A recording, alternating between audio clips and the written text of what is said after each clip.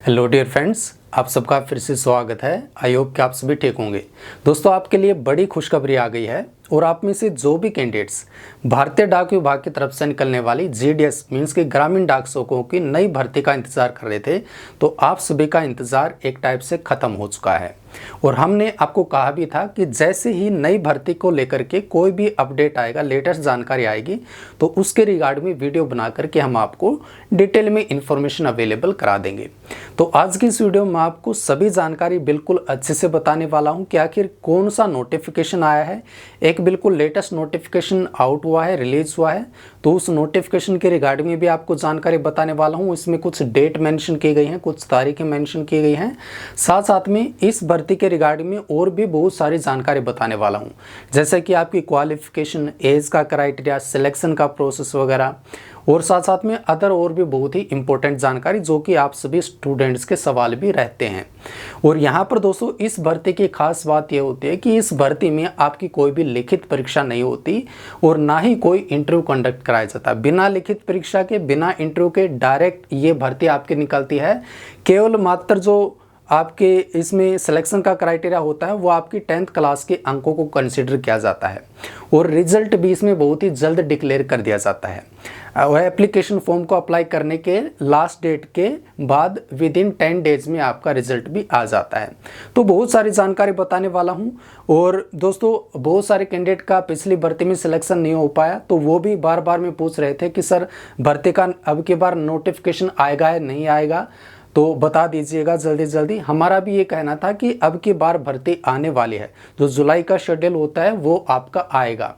तो देखिए दोस्तों, साल में ये जो भर्ती निकलती है, 2 टाइम्स आपकी भर्ती निकाली जाती है। फर्स्ट टाइम जो भर्ती का नोटिफिकेशन आता है वो जनवरी में नोटिफिकेशन आता है।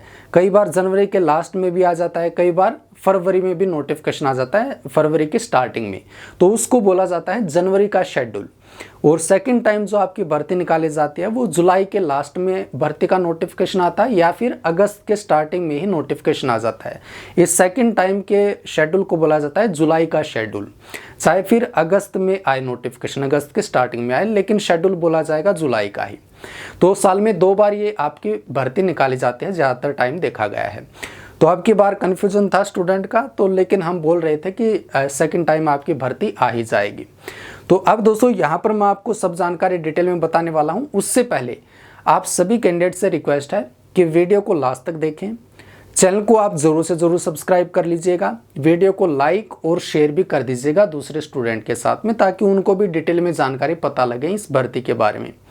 साथ साथ में अगर आपने हमारा टेलीग्राम चैनल ज्वाइन नहीं किया है, तो आप सभी से मीकली विनम्रतापूर्वक रिक्वेस्ट भी करूंगा कि आप हमारे टेलीग्राम चैनल को भी जरूर ज्वाइन कर लें, क्योंकि टेलीग्राम चैनल पर भी हम आपके लिए लेटेस्ट अपडेट लेकर के आते रहते हैं। और टेलीग्राम चैनल ज्वाइन करना बिल्कुल फ्री ऑफ कॉस्ट होता है। इसी वीडियो के नीचे डिस्क्रिप्शन बॉक्स में आपको हमारे टेलीग्राम चैनल को ज्वाइन करने का लिंक भी दिखाई दे जाएगा। साथ साथ में आप सभी कैंडिडेट्स को, आप सभी स्टूडेंट्स को मैं दिल से थैंक यू भी कहना चाहता हूँ कि आप सभी हमें इतना ज़्यादा सपोर्ट करते हैं, आप सभी का हमारे ऊपर इतना ज़्यादा ट्रस्ट है, विश्वास है। तो इसी ट्रस्ट और विश्वास को बनाए रखिएगा, हम आपके लिए लेटेस्ट जानकारी लेकर के आते रहेंगे। यहाँ पर देखिए दोस्तों, ये नोटिफिकेशन आपका रिलीज कर दिया गया है। ये एक टाइप से ऑफिशियल नोटिफिकेशन ही है। कई बार आपने देखा होगा ना कि अंदर की जानकारी, जो अंदर नोटिफिकेशन रिलीज होते हैं, सर्कुलेट होते हैं डिपार्टमेंट में, वो कई बार आउट हो जाते हैं बाहर भी। ठीक है, तो ये नोटिफिकेशन आपका आउट हो चुका है, ऑफिशियल जानकारी बाहर आ चुकी है एक टाइप से। तो अभी दोस्तों यहाँ पर देखिए इस नोटिफिकेशन में क्या बताया गया है। दिस इज रिगार्डिंग द आपका preparatory exercise to be carried out by the circles and divisions for GDS online engagement schedule 2 July 2026।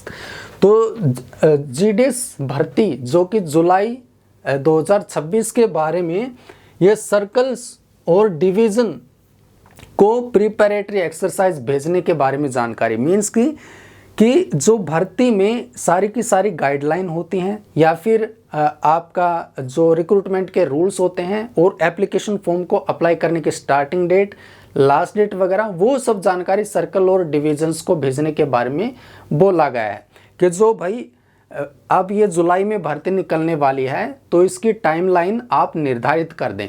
Department ने सर्कल्स और डिवीजन से ये जानकारी मांगी है कि भाई जल्दी से जल्दी आप टाइमलाइन बता दें। नेक्स्ट आपका as aware the GDS online engagement schedule January 1, 2026 is already conducted on 22nd of July 2026।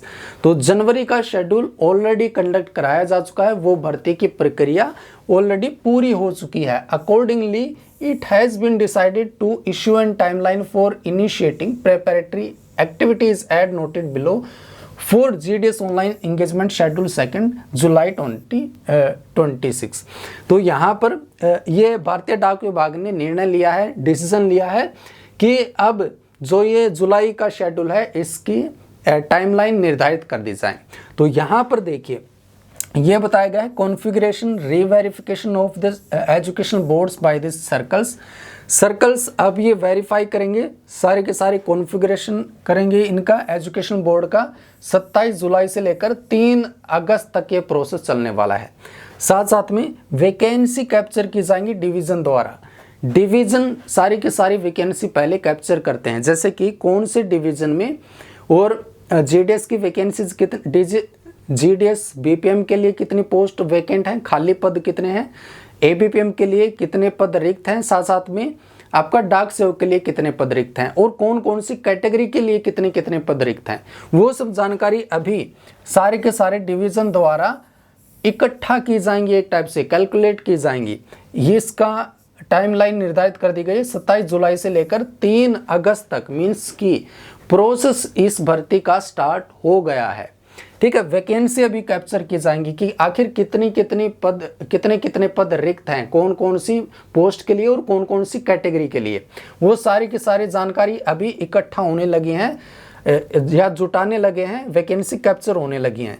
Verification की जाएगी, फिर ये वैकेंसी कैप्चर करके अब सर्कल जो हैं वो एक बार वेरीफाई फिर से करेंगे कि आखिर कौन कौन से सर्कल में, कौन कौन से डिवीज़न में, कौन कौन सी कैटेगरी की, कौन कौन से पद के कितने ये खाली हैं वैकेंसीज। तो ये प्रोसेस आपका स्टार्ट हो जाएगा 3 अगस्त के बाद में 4 अगस्त से लेकर 5 अगस्त तक। ठीक है, तो ये यहाँ पर अब फाइनलाइज हो जाएगा कि कितनी क्या टोटल नंबर ऑफ वैकेंसीज हैं, कौन कौन से पद के लिए, कौन कौन सी कैटेगरी के लिए, सारी की सारी वैकेंसी आपकी फाइनलाइज कर दी जाएंगी या वेरीफाई कर दी जाएंगी। Release of descriptive notification and subsequent activities. देखिए जो फुल नोटिफिकेशन होता है, फुल नोटिफिकेशन उसको क्या बोला जाता है, उसको डिस्क्रिप्टिव नोटिफिकेशन बोला जाता है। ये जो फुल नोटिफिकेशन है, ये जो रिलीज होगा, ये जो आ जाएगा आपका ऑफिशियल वेबसाइट पर, और साथ साथ में सब्सिक्वेंट एक्टिविटीज, बाद में जो भी एक्टिविटी होने वाली हैं वो सब जानकारी आपकी थोड़ा बाद में डिक्लेयर कर दी जाएंगी, बाद में बता दी जाएंगी, एक बार फुल नोटिफिकेशन आने के बाद में। वैसे तो ये नोटिफिकेशन आपका ऑलरेडी आ गया है, एक टाइप से अब फॉर्मेलिटी रहती है, फॉर्मेलिटी के तौर पर एक नोटिफिकेशन और आने वाला है। ठीक है, तो उस नोटिफिकेशन में जैसे कि पिछली भर्तियों में भी डिटेल में नोटिफिकेशन आता है, उसमें क्या होता है, नंबर ऑफ वैकेंसी बताई जाती हैं।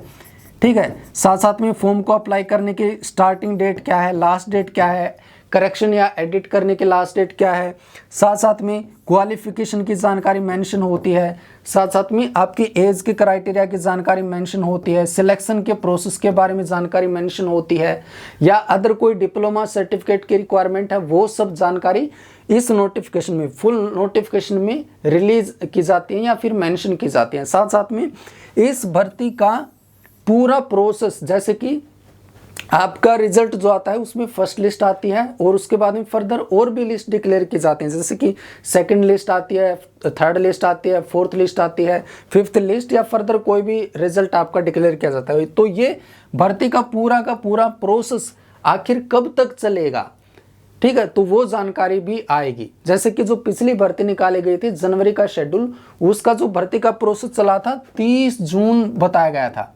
जो डिस्क्रिप्टिव नोटिफिकेशन होता है या फुल नोटिफिकेशन, इसमें बोला गया था कि ये भर्ती का नोटिफिकेशन 30 जून 2026 तक चलेगा।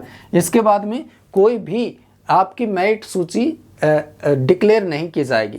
तो आपकी जो लिस्ट आई वहाँ पर 4 से लेकर 5 लिस्ट ही डिक्लेयर की गई, उसके बाद में कोई भी लिस्ट आपकी अभी डिक्लेयर नहीं की गई है।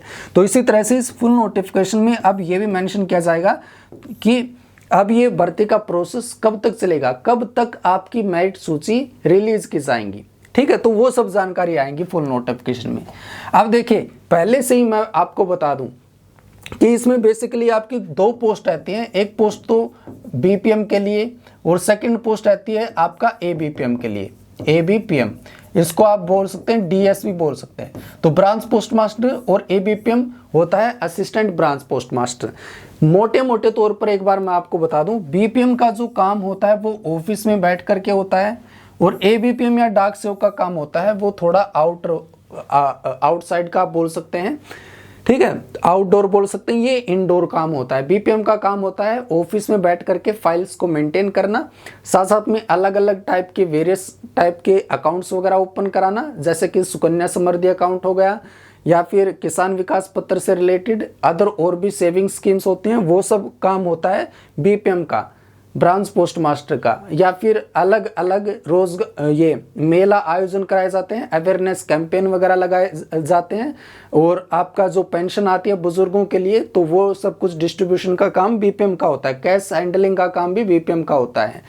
इसी तरह से एबीपीएम का काम जो बेसिक मेन काम होता है वो होता है डाक वितरण का, जो भी डाक आते हैं वो सब डिस्ट्रीब्यूट करके आना, ठीक है। तो ये मोटे मोटे तौर पर मैंने बता दिया। अगर आप डिटेल में चाहते हैं कि इसके ऊपर हम कोई वीडियो बनाएं तो आप बता दीजिएगा, हम स्पेशल वीडियो भी बना देंगे।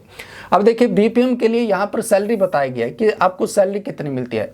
ये जो सैलरी यहाँ पर मेंशन की गई है, आप बोल सकते हैं कि 7th CPC के अकॉर्डिंग है। वैसे इस पर कोई भी अभी तक ये CPC इंक्लूडेड नहीं होता है, जैसे कि वेतन आयोग के अनुसार यहाँ पर सैलरी नहीं मिलती है। इन्होंने अपना कुछ अलग स्टैंडर्ड या फिर पैरामीटर वो कर रखा है, अपना रखा है। तो यहाँ पर कोई 7th CPC या 8th CPC इम्प्लीमेंट नहीं होता है। अब जैसे कि 8वां वेतन आयोग इम्प्लीमेंट होने की जानकारी आई है कि 8वें वेतन आयोग के अनुसार सैलरी बढ़ने वाली है, तो वो सब बाद में देखा जाएगा। लेकिन अभी प्रेजेंट में क्या है कि टीआरसी बेसिस पर आपको यहाँ पर सैलरी मिलती है, और जो बेसिक सैलरी है बीपीएम के लिए वो 12,000 रुपये है, ठीक है। ये है 12,000 रुपये, ये मैक्सिमम जाती है 29,380 रुपये। इस पर केवल डीए आपको मिलता है, और साथ साथ में ऑफिस मेंटेनेंस अलाउंस वगैरह मिलता है, वो भी जगह के अनुसार, कहीं पर 500 रुपये, कहीं पर 700, 1000 रुपये, ऐसे कुछ मिलता है। तो ये 12,000 रुपये में आप लगा लीजिए डियरनेस अलाउंस और ऐड करेंगे तो करीब करीब स्टार्टिंग में आपको 18,000 के अराउंड सैलरी मिल जाती है। इसके बाद में एबीपीएम की बात करें, डाक सेवक की, तो इसमें आपको बेसिक सैलरी मिलती है स्टार्टिंग में 10,000 रुपये, ठीक है। और अगर टोटल मिलाएंगे डियरनेस अलाउंस वगैरह मिला करके और साइकिल अलाउंस इनको मिलता है, तो ये आपकी हो जाती है 16,000 रुपये के अराउंड, ठीक है। तो ये 2-3 हज़ार रुपये का डिफरेंस रहता है। बीपीएम को 18,000 रुपये के अराउंड स्टार्टिंग में सैलरी मिल जाती है, एबीपीएम या डाक सेवक को स्टार्टिंग में 16,000 के अराउंड सैलरी मिल जाती है, ठीक है। और एज के क्राइटेरिया की बात करें, आपकी कम से कम आयु 18 साल होनी चाहिए, अधिकतम आयु यहाँ पर 40 साल बताई गई है। और अपर एज में, ऊपरी आयु सीमा में छूट भी आपको मिलती है, वो कैटेगरी वाइज छूट मिलती है। जैसे कि यहाँ पर भी मेंशन किया गया है कि जनरल कैटेगरी के लिए तो कोई छूट नहीं होती। एससी या एसटी कैटेगरी को अधिकतम आयु सीमा में 5 साल की छूट मिलती है। ये देखिए, एसटी कैटेगरी वाले जो कैंडिडेट हैं या एससी कैटेगरी, उनको 5 साल की छूट मिलती है। ओबीसी कैटेगरी वालों को 3 साल की छूट मिलती है। इकोनॉमिकली वीकर सेक्शंस के लिए कोई छूट नहीं मिलती। पर्सन्स विद डिसेबिलिटीज़ को 10 साल की छूट मिलेगी। पर्सन्स विद डिसेबिलिटीज़ प्लस में अगर आप ओबीसी कैटेगरी से हैं तो अधिकतम आयु सीमा में 13 साल की छूट। डिसेबिलिटी मीन्स की पीडब्ल्यूडी प्लस एससी या एसटी कैटेगरी से हैं तो आपको अधिकतम आयु सीमा में 15 साल तक की छूट मिलेगी। इसके बाद में यहाँ पर देखिएगा क्वालिफिकेशन जो रिक्वायर होती है। क्वालिफिकेशन का बेसिक क्राइटेरिया तो ये है कि आपकी कम से कम 10th क्लास पास होनी चाहिए। 10th क्लास में आपके चाहे कितनी प्रतिशत अंक हो, आप फॉर्म अप्लाई कर सकते हैं। साथ साथ में मैथ और इंग्लिश इन दोनों के सब्जेक्ट में पास होना अनिवार्य है। इसमें इनमें पासिंग मार्क्स आपके होने मैंडेटरी हैं। इसके बाद में अदर क्वालिफिकेशन और भी मेंशन होती हैं। सबसे पहला नॉलेज ऑफ कंप्यूटर, कंप्यूटर चलाने की जानकारी आपको होनी चाहिए, बेसिक नॉलेज मांगी जाती है। बेसिक में आपको MS word, excel, power point means की MS ऑफिस की जानकारी हो, माइक्रोसॉफ्ट ऑफिस की जानकारी होनी चाहिए, पेंट वगैरह की जानकारी होनी चाहिए, साथ साथ में इंटरनेट की जानकारी आपको अच्छे से हो, ईमेल वगैरह सेंड करने की जानकारी हो, ईमेल, ठीक है। इसके साथ साथ में और भी जो जानकारी, थोड़ी बहुत टाइपिंग भी आपको आनी चाहिए। सिंपल कहने का मतलब ये है, कंप्यूटर की बस आपको बेसिक नॉलेज है तो भी अप्लाई कर सकते हैं, कोई भी अलग से डिप्लोमा की रिक्वायरमेंट नहीं है, डिप्लोमा या सर्टिफिकेट नहीं चाहिए मैंडेटरी तौर पर। कुछ कैंडिडेट का यही रहता है कि कंप्यूटर का डिप्लोमा चाहिए होगा या नहीं, कोई भी आवश्यकता नहीं है। नॉलेज ऑफ साइकिलिंग, साइकिल चलाने का ज्ञान हो, और adequate means of livelihood, adequate means of livelihood का मतलब यह है कि आप केवल इसी जॉब पर, इसी नौकरी पर निर्भर ना हो। आप अपने माइंड में ये जरूर लगा करके चलिएगा, कहीं ऐसा ना हो कि रिक्रूटमेंट के रूल्स में कोई परिवर्तन कर दिया जाए और आपकी जॉब छूट भी सकती है। आप एक टाइप से ऐसा भी लगा सकते हैं। इनका सिंपल सा कहने का मतलब यह है भाई, आप इस नौकरी पर ही निर्भर ना रहें, आप इतने सक्षम होने चाहिए, इतने कैपेबल होने चाहिए कि आप दूसरे स्रोतों से भी पैसा कमा करके अपना जीवन यापन कर सकें। बस आप इस जॉब पर निर्भर मत रहिएगा, ठीक है। तो ये मतलब है इसका। इसके साथ साथ में और भी सरकारी नौकरियों की तैयारी भी करते रहें, ये मतलब भी आप निकाल सकते हैं, ठीक है। कि आप इसके साथ में रेलवे की भी तैयारी करें, रेलवे या बैंकिंग के एग्जाम की तैयारी करें, बैंकिंग की नौकरियां निकलती हैं, या SSC की नौकरियां निकलती हैं जो 10th क्लास पास के लिए भी। देखिए SSC की तरफ से 10th क्लास पास के लिए MTS की भर्तियां आती हैं। अगर आपने 12th क्लास पास कर रखी है तो CHSL की भर्ती का नोटिफिकेशन आता है, CHSL combined higher secondary level, ये MTS होते हैं मल्टीटास्किंग स्टाफ के लिए। अगर आप ग्रेजुएट पास हैं तो CGLE common graduate level examination conduct कराया जाता है, उसमें भी बहुत सारी वैकेंसीज आपके आते हैं। तो ये SSC की तरफ से भर्तियां निकालते हैं। तो सिंपल इनका कहने का मतलब यह है भारतीय डाक विभाग का, कि केवल आप इस GDS की जॉब पर निर्भर ना रहें, आप भाई दूसरी सरकारी नौकरियों की भी तैयारी करें, जिसमें आपकी चाहे सेंट्रल गवर्नमेंट की जॉब हो, केंद्रीय सरकार की नौकरियां हो, चाहे फिर आपकी अदर कोई स्टेट गवर्नमेंट की जॉब हो, क्योंकि अलग अलग राज्यों में भी तो बहुत सारी भर्तियां निकलती हैं। आपके ग्रुप D के पदों पर भर्तियां निकलती हैं, ग्रुप C के पदों पर भी भर्तियां निकलती हैं, क्लरिकल कैडर की या क्लरिकल टाइप की वैकेंसीज और भी निकलती हैं, ठीक है। तो आप उन सभी सरकारी नौकरियों की भी साथ साथ में तैयारी करें, कि मान लीजिए इसमें आपका 1-2 साल जॉब करने के बाद में मन ना करे, क्योंकि कई बार ऐसा देखा गया है कैंडिडेट इसमें लग जाते हैं, उसके बाद में छोड़ते हैं फिर नौकरी को, तो आपको प्रॉब्लम का सामना ना करना पड़े। कहीं आप ये सोचें कि भाई हमें तो बस ये नौकरी मिल गई, अब हम तैयारी क्यों ही करें, ऐसा मत करें। साथ साथ में और भी अच्छी सरकारी नौकरियों की तैयारी करें कि आपका इनमें भी यहाँ पर सिलेक्शन हो जाए। इसके बाद में यहाँ पर देखिए अदर क्राइटेरिया, सिलेक्शन क्राइटेरिया यहाँ पर बताया गया है। सिलेक्शन सिंपल है, the applicants will be shortlisted for engagement on the basis of system generated merit list. तो यहाँ पर भारतीय डाक विभाग का एक सॉफ्टवेयर होता है, ऑटोमेटिक वो मेरिट लिस्ट को तैयार करता है, ठीक है। उसके द्वारा ये आपकी सूची जारी की जाती है, merit list. Merit list will be prepared on the base of marks obtained या conversion of grade points to in secondary level examination. तो 10th क्लास में आपके जितने अंक हासिल आपने कर रखे हैं तो उसके आधार पर आपका इसमें चयन किया जाता है, या फिर जिनके मार्क्स नहीं होते उनके क्या होते हैं, ग्रेड्स होते हैं। कई बार कुछ बोर्ड्स में ग्रेड्स होते हैं या फिर पॉइंट्स में रिजल्ट होता है, तो इनको क्या किया जाता है, इनको कन्वर्ज कर दिया जाता है, कन्वर्ट करके इसको मार्क्स में कर दिया जाता है, ठीक है। तभी इन्होंने लिख रखा है कि कन्वर्जन ऑफ ग्रेड या पॉइंट्स टू मार्क्स, ठीक है। ग्रेड या पॉइंट्स को मार्क्स में कन्वर्ट करके फिर परसेंटेज निकाल दी जाती है, तब आपका सिलेक्शन कर लिया जाता है, ठीक है। तो सिंपल कहने का मतलब यह है कि 10th क्लास के अंकों के आधार पर इसमें आपका सिलेक्शन किया जाता है।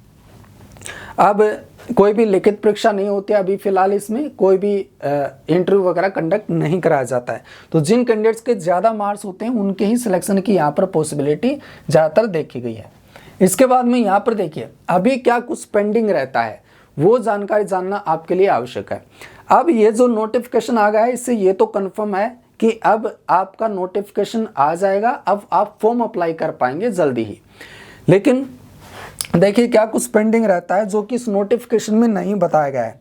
इस नोटिफिकेशन में रजिस्ट्रेशन फॉर्म को अप्लाई करने के से पहले आपको रजिस्ट्रेशन करना होता है।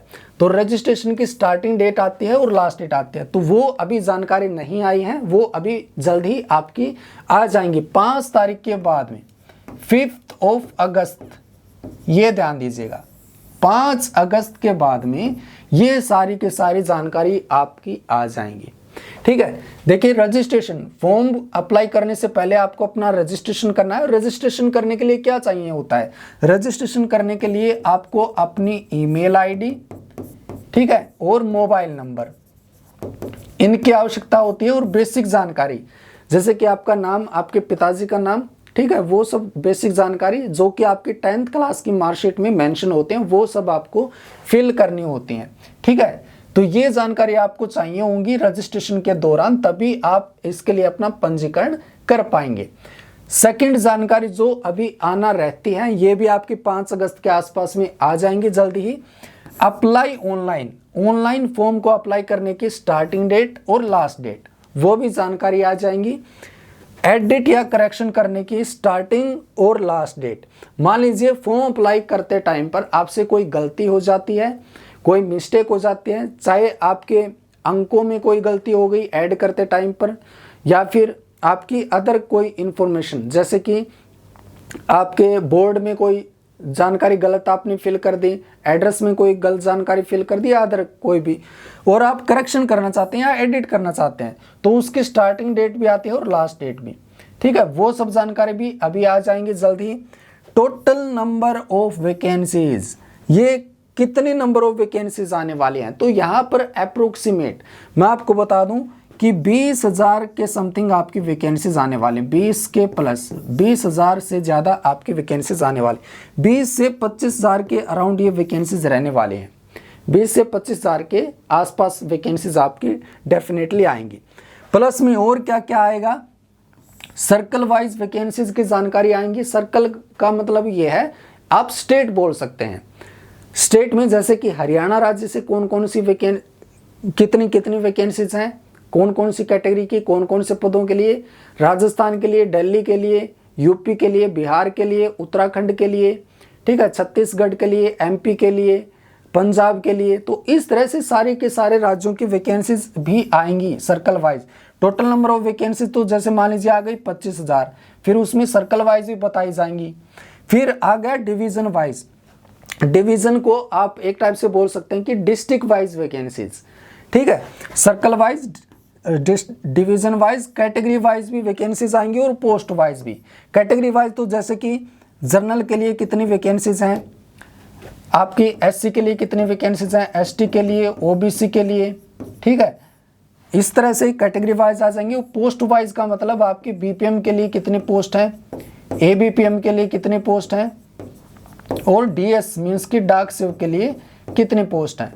तो वो सब डिटेल में जानकारी आ जाएंगी, वैकेंसीज की जानकारी ये। ठीक है, तो ये आना पेंडिंग है, ये सब जानकारी आना पेंडिंग है, जो कि 5 अगस्त के आसपास में ये सब जानकारी आ जाएंगी, चिंता मत कीजिएगा। अब देखिए, अब आपको क्या ध्यान करना है, आपको फॉर्म अप्लाई करने के लिए रेडी रहना है। और फॉर्म अप्लाई करने के बारे में हम आपको जानकारी बता दें कि हम आपके लिए स्पेशल वीडियोस लेकर के आएंगे कि कैसे क्या आपको फॉर्म अप्लाई करना है, ताकि आपके सिलेक्शन की पॉसिबिलिटी, संभावना अब की बार थोड़ी ज़्यादा हो उसके। क्योंकि फॉर्म अप्लाई करने का ही सारा फंडा रहता है दोस्तों कि कैसे किस तरीके से आप फॉर्म अप्लाई करते हैं। कई स्टूडेंट को प्रेफरेंस नहीं डालने आते, बहुत सारे स्टूडेंट को डिवीज़न या फिर अपना सर्कल सिलेक्ट नहीं करना आता कि कहाँ कहाँ किस किस जगह पर थोड़ी कम प्रतिशत कट ऑफ लगती है, वो सब जानकारी हम आपको डिटेल में बताएंगे आगे आने वाली वीडियोस में कि कैसे क्या आपको अपना एप्लीकेशन फॉर्म अप्लाई करना है। ठीक है, और इसके लिए हम आपको बता दें कि ये सब जानकारी जो हम आपको बताते हैं वो बिल्कुल फ्री ऑफ कॉस्ट होती हैं।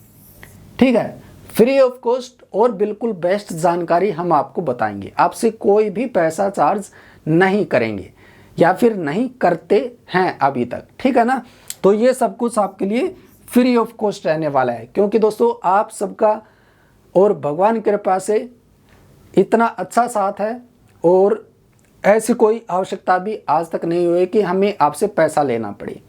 ठीक है, तो ये सब कुछ फ्री ऑफ कॉस्ट रहने वाला है। हमें इतना विश्वास है, हमें अगर कभी पैसे की आवश्यकता हुई तो हम आपसे मांगेंगे तो आप हमें दे भी देंगे। ठीक है, हमें अब तक ऐसी कोई आवश्यकता ही नहीं पड़ी है, आपकी कृपा से, भगवान की कृपा से। तो ये सब कुछ फ्री ऑफ कॉस्ट हम आपको जानकारी अवेलेबल कराने वाले हैं और बेस्ट जानकारी रहेंगी। अब देखिए आपको क्या ध्यान में रखना है, अभी फिलहाल ध्यान में रखना है, कीप ऑल योर डॉक्यूमेंट्स या सर्टिफिकेट्स हैंडी। आप अभी अपने सारे के सारे डॉक्यूमेंट या सर्टिफिकेट अपने पास रखें या हैंडी रखें, ताकि अभी फॉर्म अप्लाई करते टाइम पर उनकी आपको आवश्यकता होगी। जैसे कि 10th क्लास की सर्टिफिकेट या मार्कशीट की आपको आवश्यकता होने वाली है। 10th क्लास में आपका जो नाम होता है या आपके पापा जी का नाम होता है, पिताजी का नाम या आपके मदर का नेम होता है, वही जानकारी आपको लिखनी होती है 10th क्लास की मार्कशीट के अकॉर्डिंग ही। और 10th क्लास के अंक भी आपको लिखने होंगे या फिर फीड करने होंगे, मेंशन करने होंगे ऑनलाइन फॉर्म में।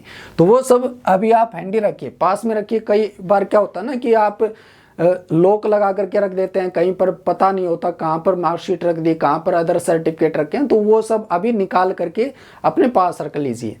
ठीक है, मोबाइल नंबर, आपका जो पर्सनल मोबाइल नंबर और ईमेल आईडी, वो भी आप एक बार देख लीजिएगा कि क्या कुछ पासवर्ड वगैरह है, आपकी ईमेल आईडी ओपन होती है या नहीं होती, वो सब जानकारी भी ध्यान रखें, क्योंकि रजिस्ट्रेशन करते टाइम पर इनकी आवश्यकता आपको होने वाली है। ठीक है, ईमेल आईडी की भी और मोबाइल नंबर की भी फॉर रजिस्ट्रेशन करते टाइम पर। इसके बाद में चैनल को सब्सक्राइब कर रहे हैं, ये बहुत ही इंपॉर्टेंट जानकारी है कि अगर आपने अभी तक इस YouTube चैनल को सब्सक्राइब नहीं किया है तो जल्दी से जल्दी सब्सक्राइब कर लें, बेल का बटन दबा लें, ताकि हम आपके लिए आगे कोई भी वीडियो लेकर के आएंगे जीडीएस की भर्ती के बारे में, रिजल्ट के बारे में, कोई अपडेट या अदर कोई नोटिफिकेशन, तो आपको उसकी तुरंत जानकारी मिल जाएगी। साथ साथ में आप हमारा टेलीग्राम चैनल भी ज्वाइन कर लें।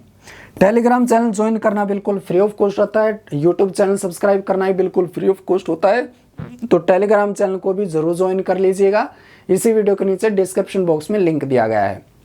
बहुत सारे कैंडिडेट ने ऑलरेडी हमारे टेलीग्राम चैनल को ज्वाइन कर रखा है, उन सभी को भी दिल से थैंक यू कहना चाहता हूँ कि आपने ज्वाइन कर रखा है, आप भी जरूर से जरूर ज्वाइन कर लीजिएगा। साथ साथ में दोस्तों एक दो और भी बहुत ही इंपॉर्टेंट जानकारियाँ हैं, जैसे कि अगर आपका इस भर्ती के बारे में कोई भी सवाल हो, कोई भी जानकारी पूछना चाहते हो, चाहे आपका इसके सैलरी को लेकर के कोई जानकारी हो, सैलरी के बारे में डिटेल में जानकारी पूछना चाहते हो, या ट्रांसफ़र को लेकर के कोई डिटेल में जानकारी पूछना चाहते हो, ट्रांसफ़र के बारे में बहुत सारे स्टूडेंट का रहता है, या फिर प्रमोशन के बारे में कोई जानकारी पूछना चाहते हो, प्रमोशन, क्योंकि बहुत सारे कैंडिडेट ये कहते हैं कि इसमें आखिर प्रमोशन कैसे क्या होता है, कि हम जीडीएस मान लीजिए लग गए तो प्रमोशन किस तरह से होंगे, कितने साल बाद में प्रमोशन ले पाएंगे और बड़े पद पर लग पाएंगे, या ट्रांसफ़र हम कितने साल बाद में ले पाएंगे, या सैलरी कितनी क्या आगे और बढ़ने वाली है। इस तरह के अगर आपके सवाल हैं ज़रूर कमेंट बॉक्स में बताइएगा। साथ साथ में एक और जानकारी आप हमें ज़रूर बताइएगा कि आपके 10th क्लास में कितने प्रतिशत अंक हैं और आप कौन से राज्य से बिलोंग करते हैं। ठीक है, तो ये जानकारी भी आप हमें ज़रूर बताइएगा, ताकि एक बार पता लग सके कि इस YouTube चैनल से कहाँ से स्टूडेंट जुड़े हुए हैं। और साथ साथ में एक इसी के बारे में जानकारी है कि देखिए ये जो एप्लीकेशन फॉर्म होता है ना, इसको अप्लाई करने की कॉस्ट केवल मात्र 100 रुपये लगती है, जो जिसको फीस बोलते हैं, इससे ज़्यादा कोई भी फीस नहीं लगती है।